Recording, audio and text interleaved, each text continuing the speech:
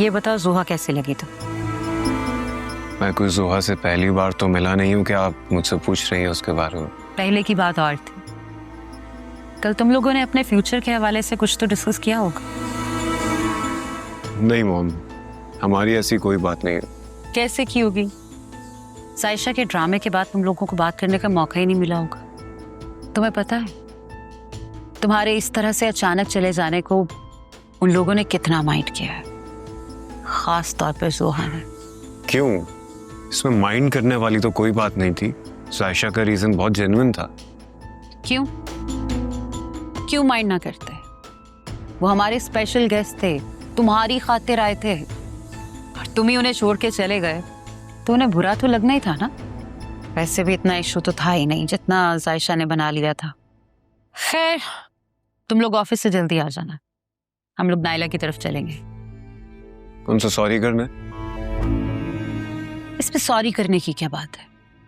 बड़ी बेसिक सी कर्टसी है कि अगर हमारी वजह से कोई नाराज हुआ है तो हम उसे मना लें।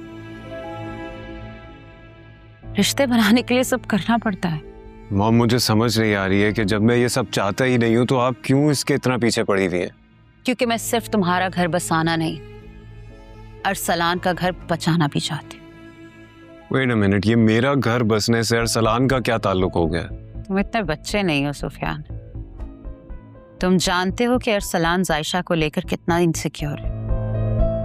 उसे लगता है कि तुमने उसकी शादी जायशा से करा तो दी है, लेकिन तुम और जायशा एक दूसरे को अभी तक भूले नहीं और तुम जायशा ही के गम में शादी नहीं करना चाहते, इसीलिए उनके इतने झगड़े होते हैं। ऐसा कुछ नहीं है मॉम, ये सब सिर्फ अरसलान की चीप थिंकिंग है। तो फिर तुम जोहा से एंगेजमेंट करके उसकी चीप थिंकिंग गलत साबित कर दो ना, ताकि जायशा और अरसलान भी अपनी लाइफ में सेटल हो जाए। तुम्हें पता है उसने तुम्हारी वजह से अपने हनीमून पे भी जाने से इनकार कर दिया। मेरी वजह से? क्यों?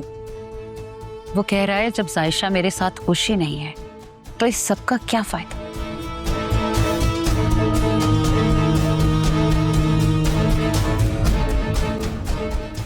सुफियान,